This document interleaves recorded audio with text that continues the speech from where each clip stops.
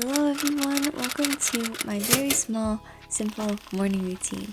So I'm starting off by making a matcha latte because coffee makes me feel a little bit anxious, but I always love making drinks in the morning, so this is my latte.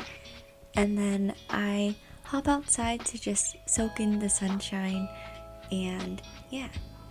And then afterwards, I do some conscious breathing, which is just breathing in and out, being conscious of it. And then I do a little bit of reading, just a tiny bit, just to sort of like get my brain working. And yeah. Next, I spotted a roly-poly, and I love just looking at nature in the morning.